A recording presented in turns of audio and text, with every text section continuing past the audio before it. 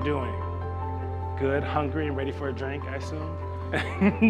We are that thing keeping you from that, so we will keep this moving very quickly. Have you guys had a good weekend? What a fabulous panels over and over and over again. First, on behalf of myself and all of my colleagues at POLITICO, to the McCain Institute, thank you for having us. I mean, my colleague Alex Ward have enjoyed every second of this, and maybe we'll be back depending on how this panel goes, I guess. Sounds like a threat. Exactly. Well, I like it. You're both retired, so it's time to feel free to tell all the people exactly what you think.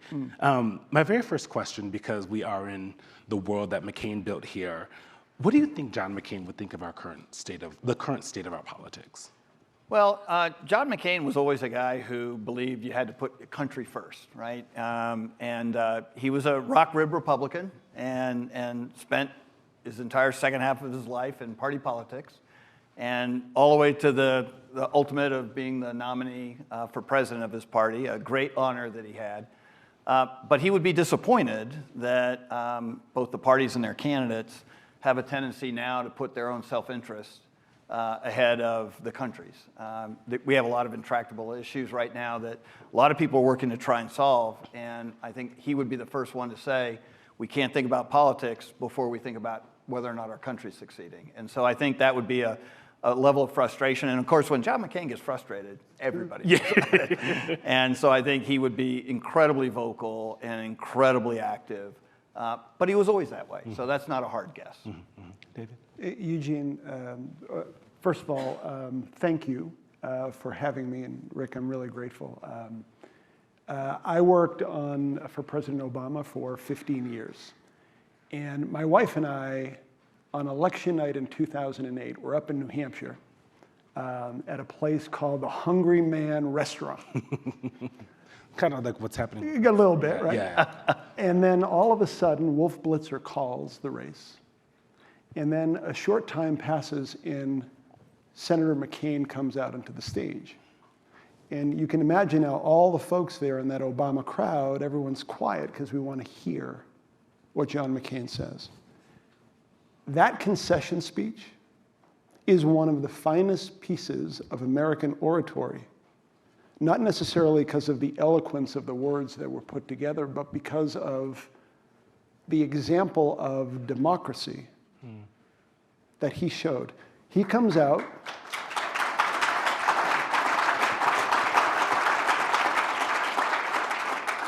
He comes out and he begins to talk about Booker T. Washington and Theodore Roosevelt, and then what this means in the pride for African Americans in the country. But then he expanded the aperture about what it means for the greatest country on earth. And I can just tell you, at that moment, we both had a giant exhale, but then this unbelievable moment of pride, not because we had worked on a historic campaign, but because of what we had just seen. And so to answer your question now directly, that was probably not just one of the finest examples, but in terms of the very basics of what's required in this political moment right now, that example is something that should be required watching for anyone who decides to run for any office at any time in any country, because it's the lifeblood of what democracy requires.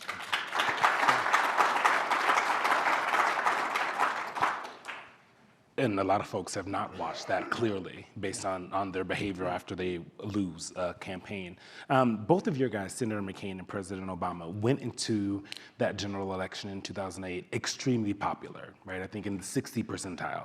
We have not had that since. So I guess when you think about how unpopular the general election presidential candidates typically are, how they're likely to be as we move into 2024, what does that say about our politics?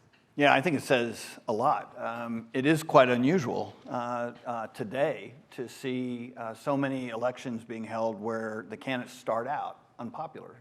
Prior to the election of 2008, most candidates that got in the race, or at least nominated by their parties, were popular. They were over a 50% approval rating.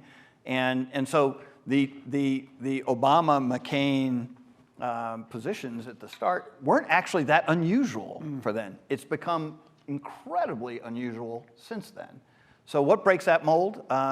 Look, it doesn't take a lot to understand that the American public's dissatisfied with who the parties are offering as options for national office.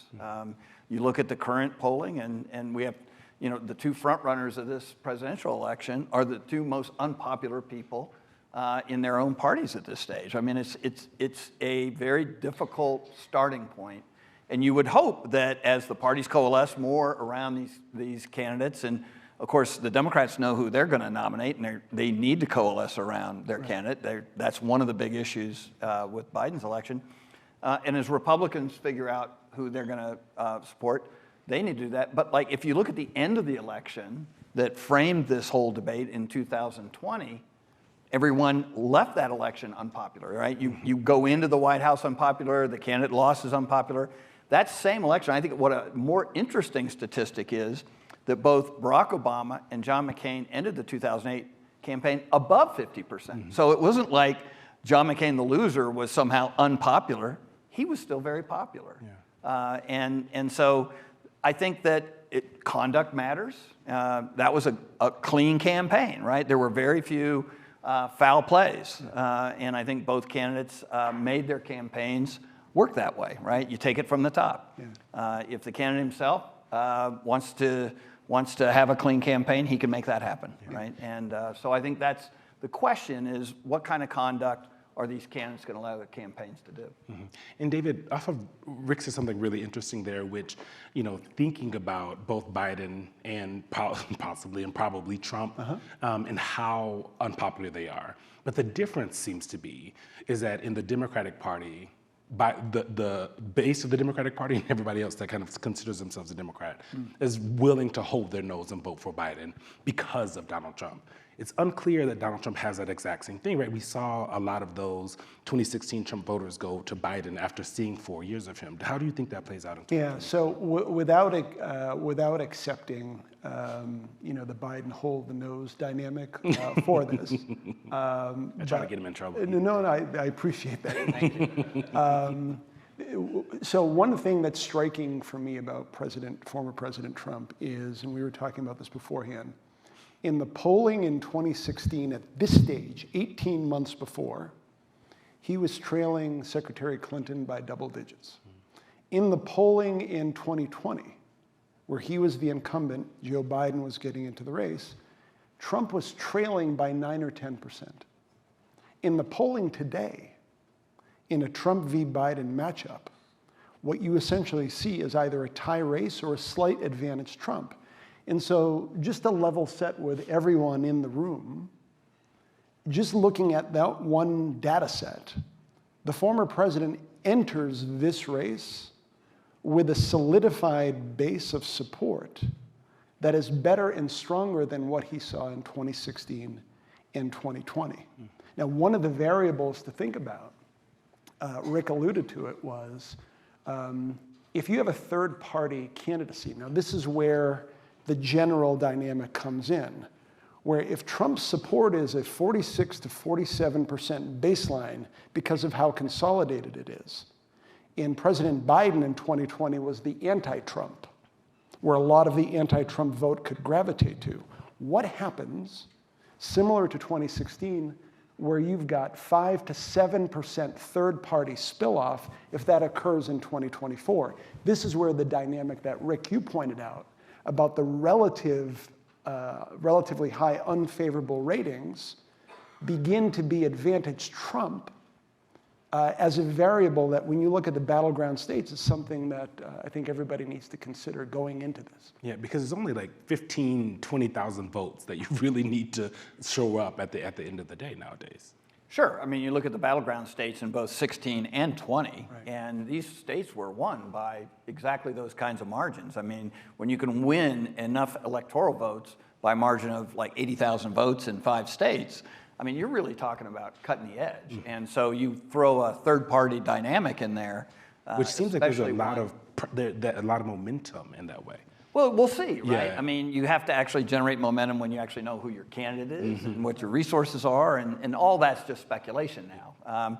I would say that our own Joe Lieberman, board member of the McCain Institute, and and a leader of the No Labels organization, he's got his own point of view about what kind of contest that they could put forth. But when you look at a state like Arizona, here we are in Arizona, it has become a battleground state.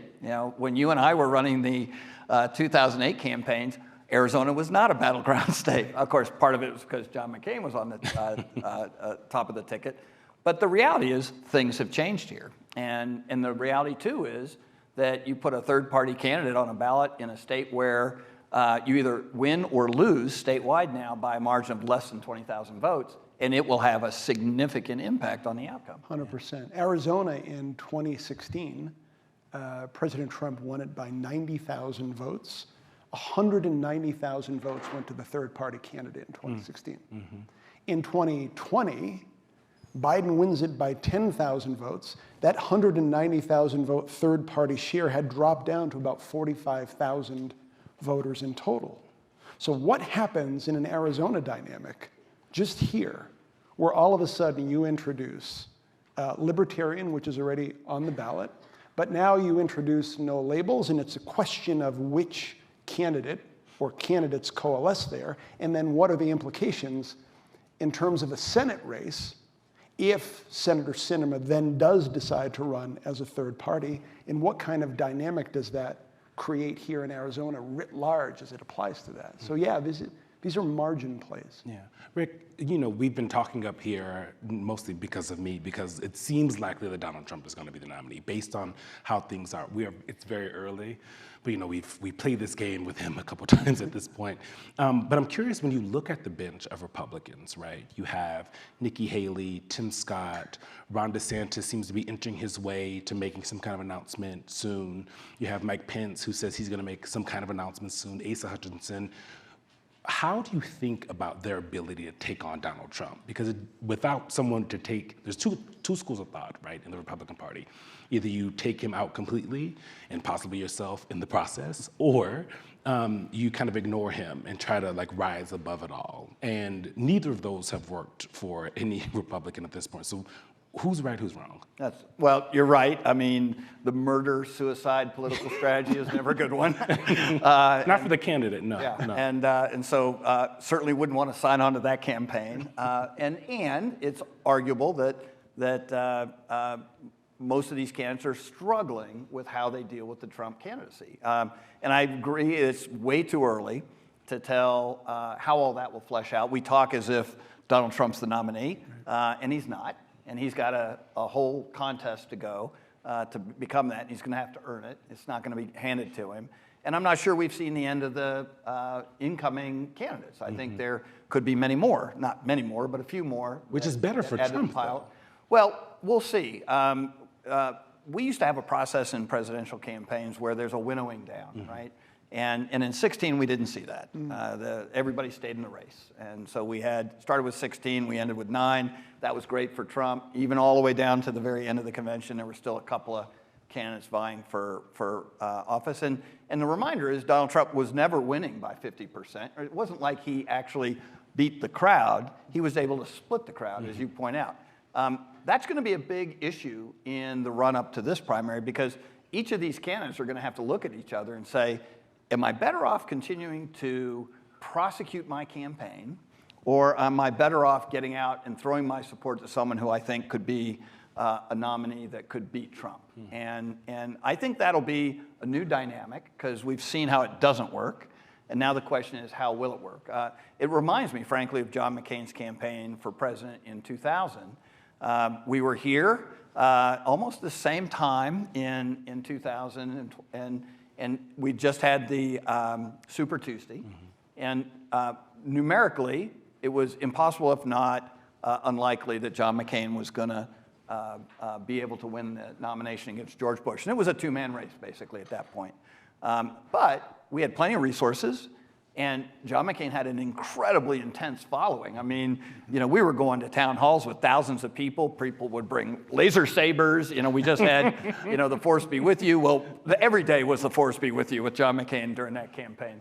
And it was fun. I mean, John McCain was having the time of his life. And so, but he made a decision that it's not worth me continuing to enjoy myself, going to these town halls, seeing the laser sabers, working against the Death Star, and because it forces George Bush's campaign, who we weren't in the mood of wanting to do anything special for, but they're going to have to spend money, they're going to have to keep focus on a primary, and it makes it weaker for them to ultimately win an election. And so he made a decision that you would think a lot of candidates would be thinking about this cycle, which was, if I can't win the nomination, how do I ensure that we can actually win a general?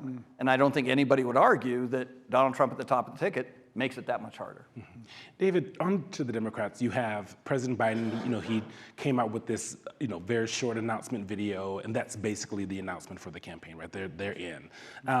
When you think about, one, the fact that they have, based on all the reporting that I've done and my colleagues, it seems that they're going to just put him out there as the president. And you've been through this. So when you're thinking about a re-election and they're in that war room, War Room 2024. When you're in that war room, you're having those conversations. What do you think they're saying to each other about how to put Biden out there, not to have him campaign as much? There's the question of age and how much he can actually take and do, right? That's one. But also to rise above it all. Have the Republicans have a knockdown, drag-out fight for weeks and months while he and Vice President Kamala Harris walk around and just talk about the infrastructure law. They talk about the IRA. They talk about, the gun legislation they were able to pass and all those kinds of things. It's too soon, in my opinion, to have a definitive strategy of the way you're going to essentially execute in that kind of way. But the building blocks are, you begin with the end in mind. For us, for example, in 2012, our entire assumption was that we were going to run against Governor Romney. And so at least notionally, everything in terms of the contrasts between Obama and Governor Romney were built into it. Messages, words, images, how to elevate certain pieces of the agenda to develop the consistent contrast with Governor Romney. My assumption is that that same type of analysis goes into how they're thinking about the 2024 race. And so, you construct the quadrant of message prosecution.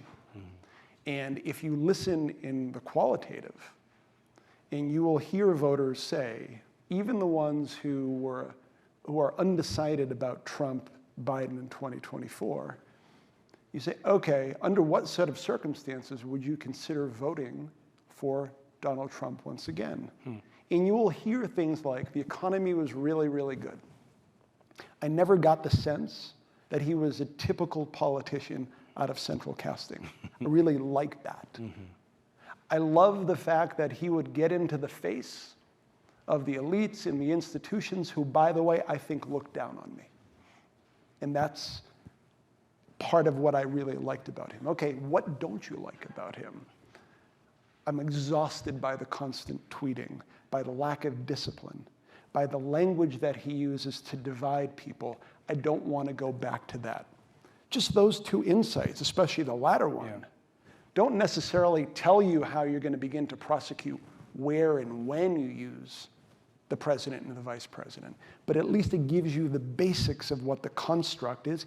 And then, Eugene, as things change, then you have to adapt. But that's the thing that they're doing right now, is developing essentially that central theory of the case that then you will adapt and refine based upon changing conditions and circumstances. Is there a danger for Democrats who seemingly want it to be Donald Trump, right? Because you kind of laid out how much closer he's getting in the general election matchups early on, as there was in the last two elections. Is there a danger for Democrats expecting that exact same dynamic that happened in 2020 to play out the same way? 100%, and I think they're all cognizant of it. Look, because a lot of them are very excited by the concept. So the turnout. So it used to be a Democratic Party idea that if you can just elevate turnout, that because of some notion of demography as destiny, that you're going to win. Well, frankly, look at a place like Wisconsin, Michigan, and Pennsylvania. And if you look at 2016 and 2020, but even look at a place like Arizona, 750,000 more people voted in Arizona between 16 and 20.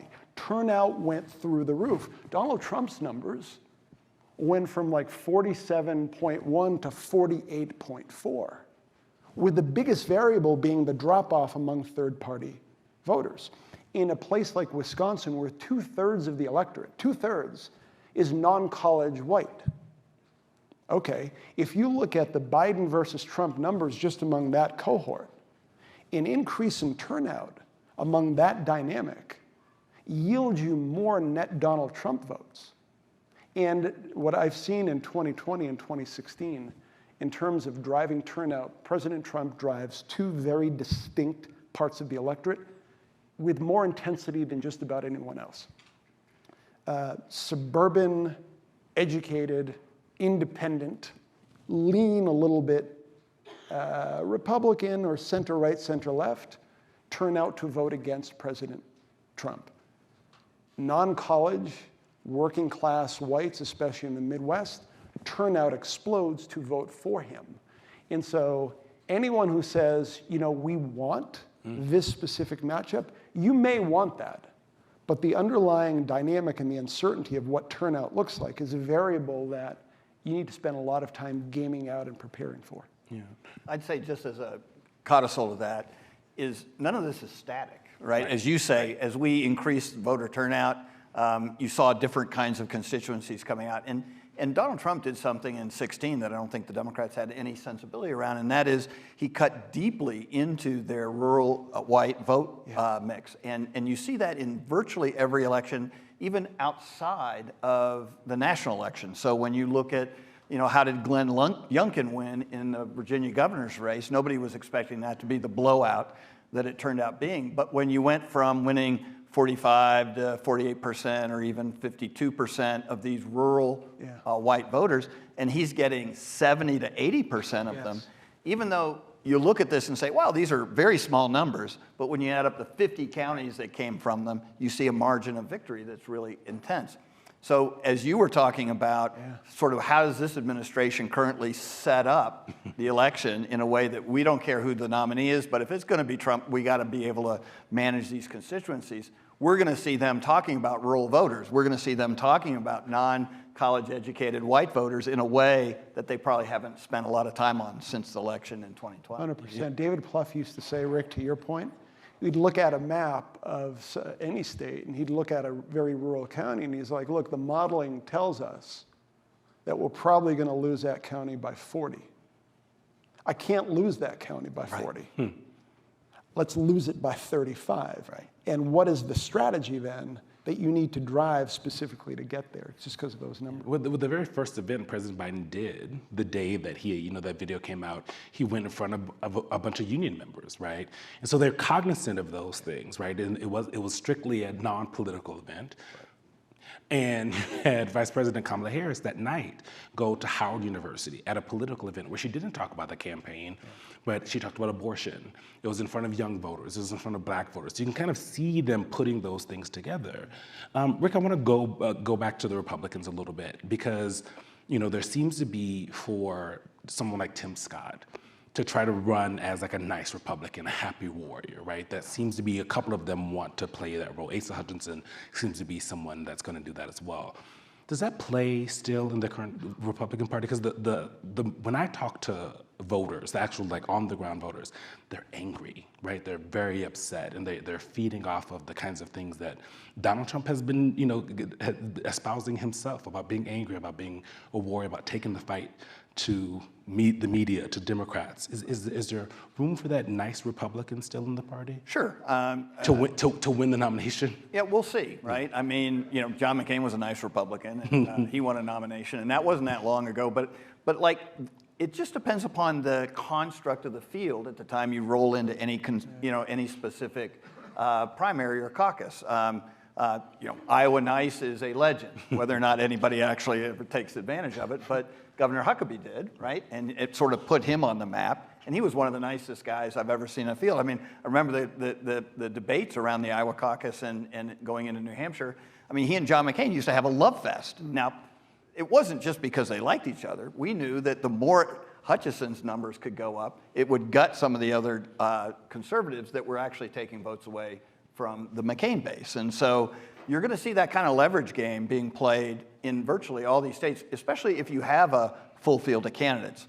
So it's easy to say, how do you win South Carolina? But when you say, okay, there are going to be 5 candidates in South Carolina and they range in ideology across the border, across the spectrum, it becomes much more complicated. And I would say, I think Hutchinson would have won South Carolina against John McCain in 2008, except that Fred Thompson decided to extend his campaign one more state, and he took enough conservative votes away from that Hutchinson coalition to help John McCain win the state. And John McCain winning South Carolina is quite something. Yeah. One of the things that seems to be happening now with voters is that they crave authenticity more than they ever have before. Both of your guys were very much like every action they had.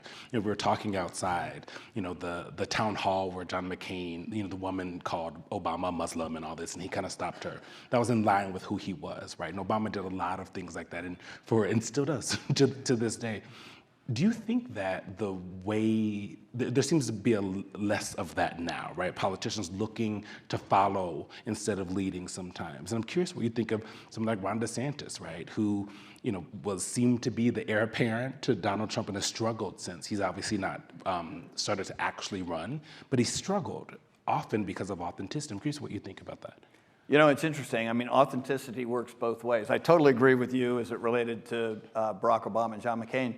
But in sort of an odd way, Donald Trump has his own authenticity. Yeah. Mm-hmm. I mean, 100%. And it's part of his appeal with the voters who really like him. And I would say the contrast that we've seen of Governor DeSantis is different, right? It's a little more poll tested. It's a little more controlled. It's a little more thought through and orchestrated. And look, I mean, he's going to have his shot if he decides to run. And I think he's learning how treacherous a presidential campaign field can look. And so he hasn't really had his star turn yet. But he will. And that'll be a question for him, is how much does he let go, right? There are a lot of campaigns that we've run against and been a part of that were very tightly controlled. And in addition to John McCain, I was involved with Bob Dole and a lot of other Republicans. They didn't have the same attitude toward the media and toward retail politics the way John did. And that authenticity comes at a price, right? Anything can happen when you're putting yourself out like that. And I think DeSantis is going to have one of those moments where he's just going to have to figure out what trade-offs he's going to make for that. And he may decide he likes it just the way it is. I mean, look, George W. Bush was a very successful politician. He won 2 terms of office. He beat a hard primary field, and he was exactly the opposite, right? He was a very controlled, very strategic, very by the numbers candidate who, he was successful without being authentic. And so it doesn't necessarily rule out success. But I would think in the age of social media, right. Which gives a preference to authenticity, it's certainly a bonus today. Yeah. For voters, they can smell BS a lot easier than they used to nowadays, because they're used to seeing people. You go on TikTok and people are just being themselves, or at least some kind of construction of themselves.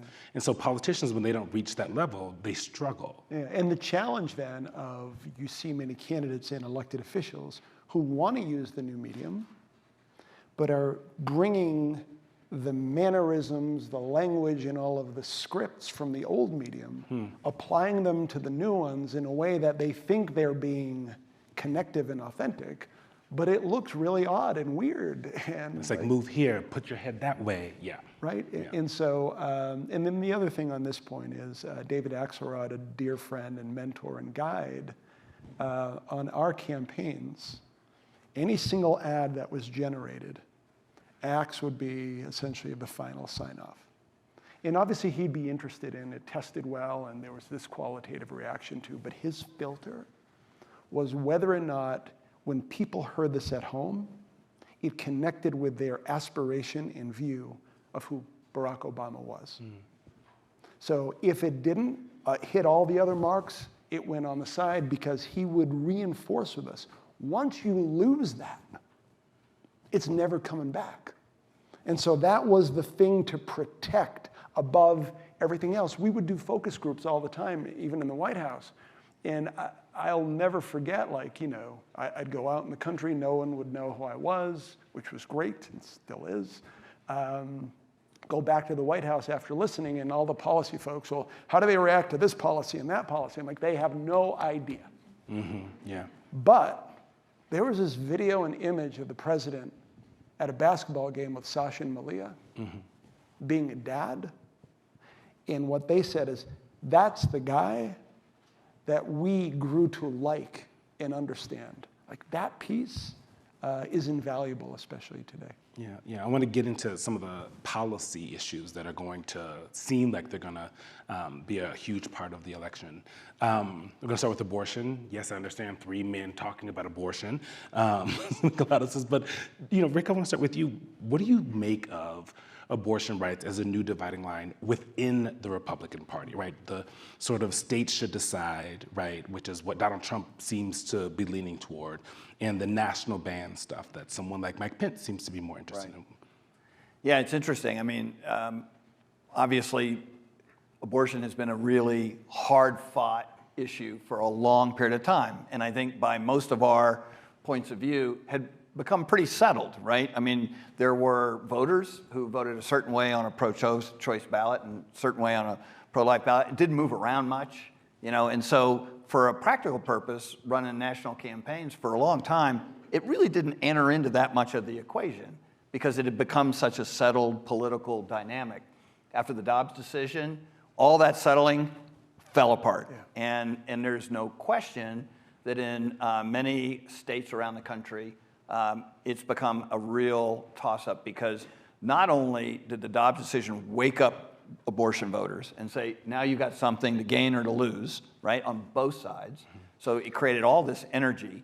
But then the concept that now states are going to take the lead in doing laws around abortion then balkanized it to 50 different options on the plate and creating a lot of stress in the political system, a lot of confusion around the policy. And so if I were a presidential campaign manager today, I'd really be worried about that, right? Because when you look at wandering into Florida, Florida last year passed, what, a 15-week abortion ban.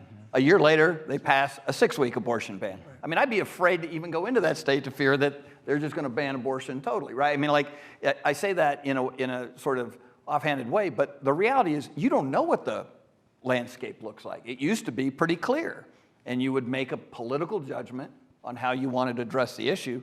Now you have to make a political judgment with no clue how voters are going to break on the issue. And these issues around abortion, not just access, but also terms of that abortion, and even now whether or not you can gain access to mifepristone and things like that, are all now breaking in a different way. And so you could be 5 candidates for president of the United States from the Republican Party and have 5 different versions of a pro-life plank in the party's platform. And so I think it's going to be incredibly confusing. There's no question that it's going to derive a lot of outcome in these states, especially the states that have taken it on to sort of challenge whatever their state law is.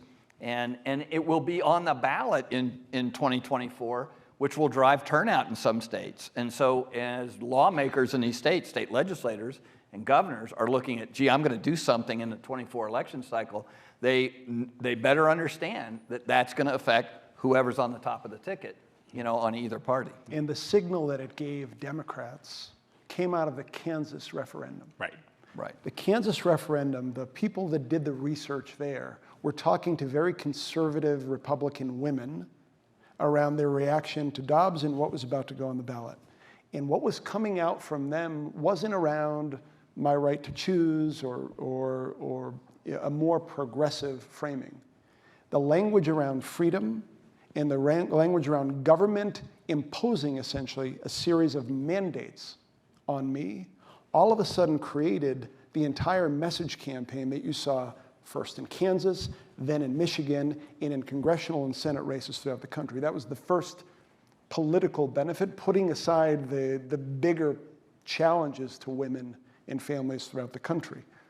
The second thing that's going to play into the general election in 2024 for any Democratic candidate, depending upon where they are, is if you use that framing, you then open up an extremist argument where you can begin to frame Republicans as being extremist, not just on this, but then as a gateway to a series of other issues that, when you look at the success, especially in House races, where Democrats overperformed expectations, and you look at the ads and the way they constructed their entire dynamic, it was around this extremism argument that had an echo of Dobbs as the validator that then expanded the indictment beyond that. And so that's the terrain, I think, right now. Yeah, and I mean, you know, what it has created is a chance for Democrats to, and President Biden has fully taken this on, to talk about freedom and protecting personal choice and freedoms as a Democratic issue, which hasn't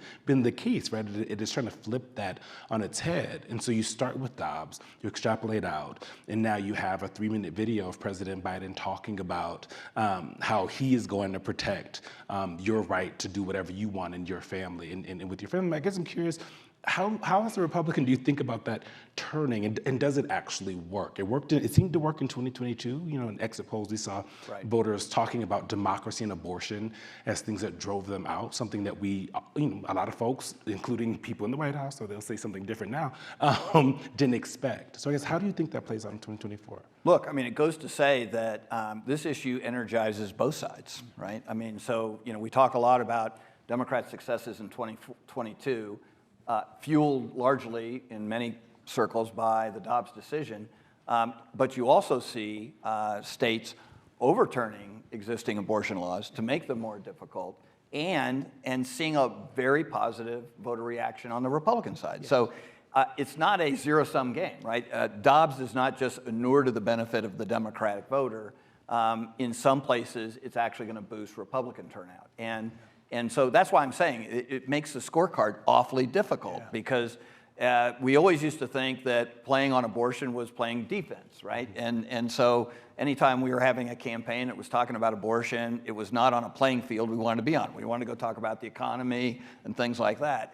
And so now each state's going to have a different debate on abortion, and in some cases, Democratic turnout will be boosted because of what's at stake necessarily. And on Republican side, sometimes there are going to be states where Republicans are very excited about these ballot initiatives that will turn out heavy to support them. And so I think this is part of the balkanization of this issue, is it's no longer a national issue, it's now a state issue, and those states are going to really run the gambit. And as you were talking about it, you know, it's a little bit scary when states like Kansas, a base state, a red base state, you know, turns out that big a voter turnout for a referendum that any other year might have been a pretty sleepy thing. So I think it's a wake-up call for Republicans to say, you know, we've got to be ready to drive our vote on these issues. Probably not the turf we want to fight on for 2024, but it's the turf we're given, so we got to figure out a way to make use of it.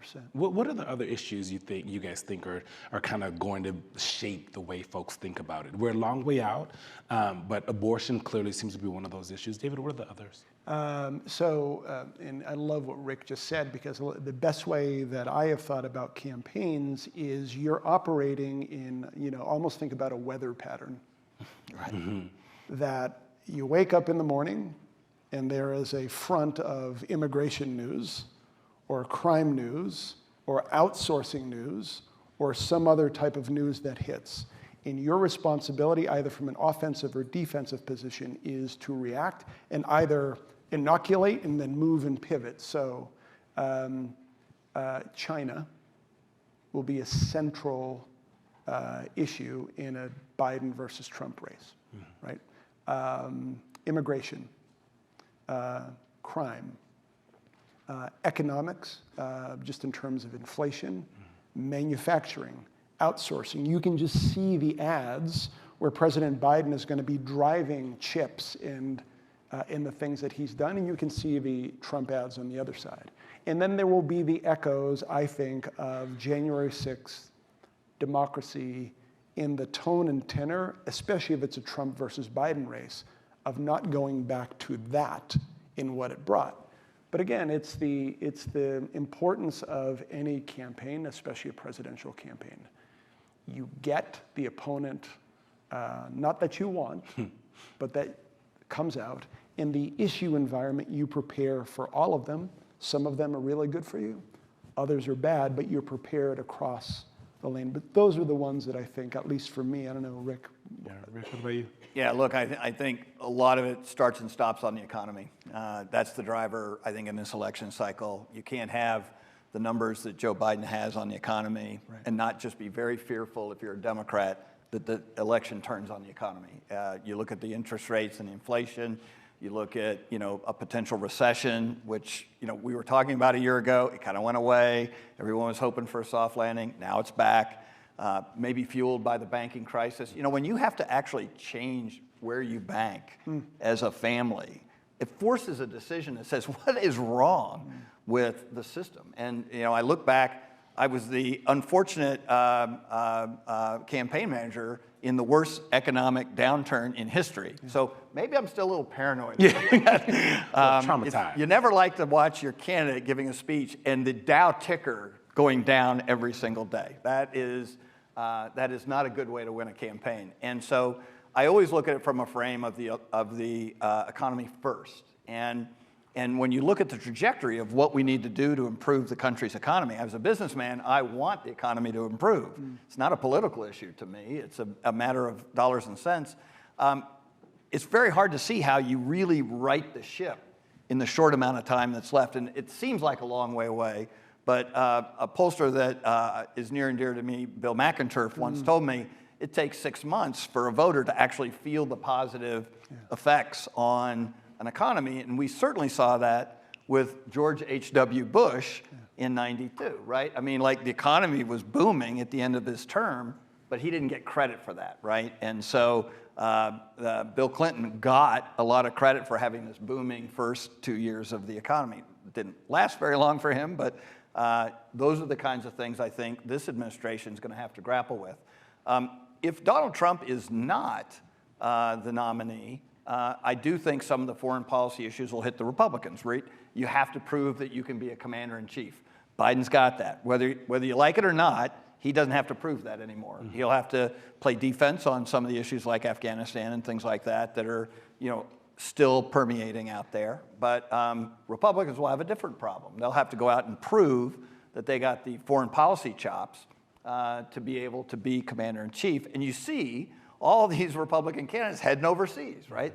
A lot of them don't have much of a travel record. And so that's what they're trying to do, is to be able to prove to voters that they can navigate a very difficult global environment.